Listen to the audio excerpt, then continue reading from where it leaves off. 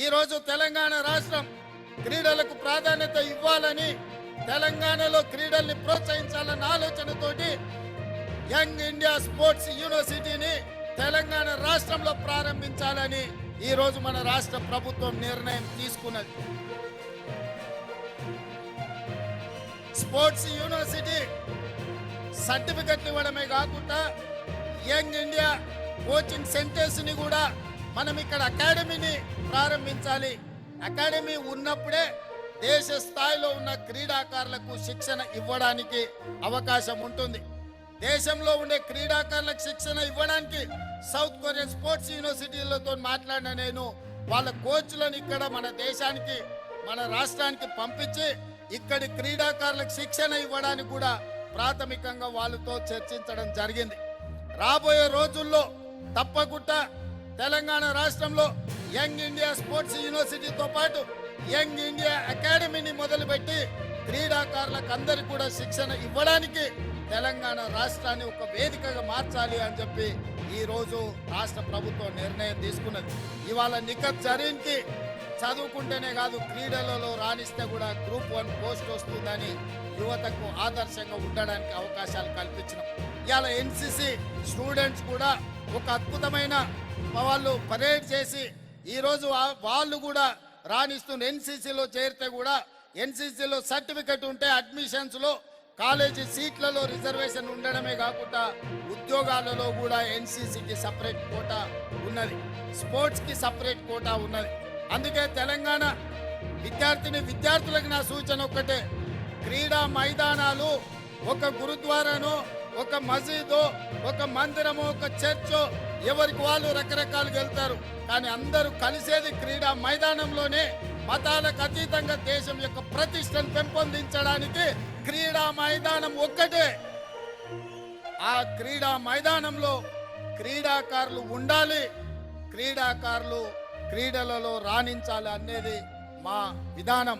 ఈరోజు జితేందర్ రెడ్డి గారు నాకు చెప్తున్నారు, ఎల్బీ స్టేడియంని ఫుట్బాల్ గ్రౌండ్ లాగా మనం తీర్చిదిద్దుదామని. లాస్ట్ టైమే నేను గచ్చిబౌలిలో ఉండే స్టేడియంను దాదాపుగా 20 కోట్లు ఖర్చు పెట్టి ఆధునీకరించి ట్రై నేషనల్ ఫుట్బాల్ గేమ్స్ అక్కడ మనం ఆర్గనైజ్ చేయడం జరిగింది.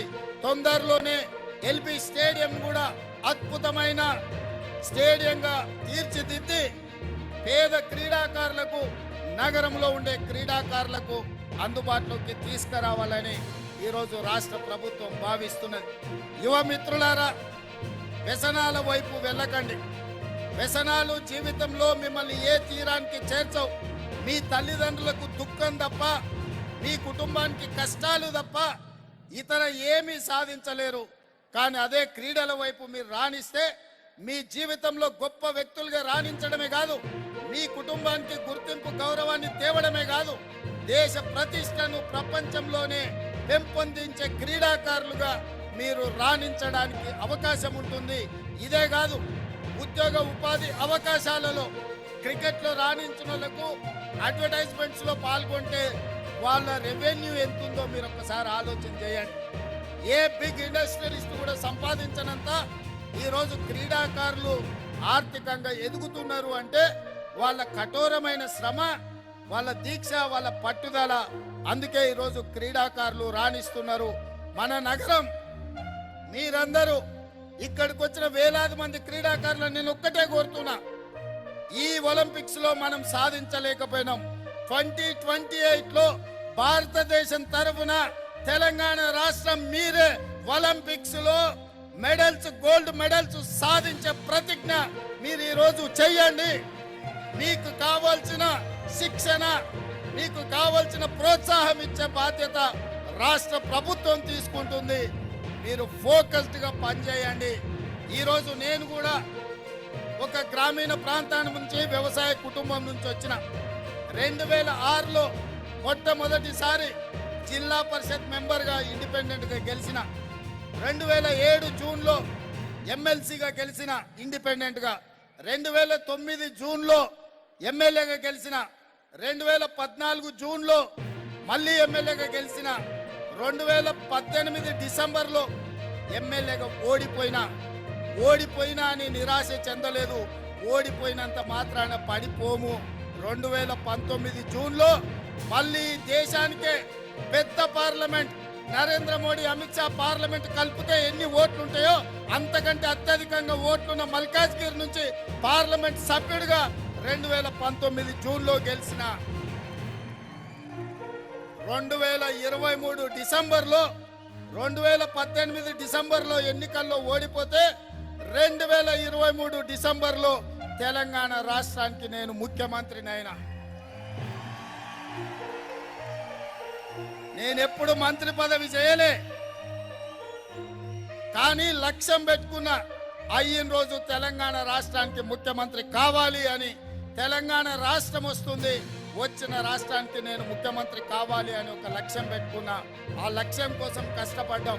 నేను ఎందుకు నా అనుభవాలు మీతో పంచుకుంటున్నా అంటే, మొదలు పెట్టిన రోజు మనకేమీ కనిపించదు, ఎవరు సహకరించరు, కానీ కాలక్రమేణా మనం చేసే కష్టం, మన ప్రయత్నం మనకు మిత్రులని సహచరులని సహకరించే వాళ్ళను చేకూరుస్తుంది.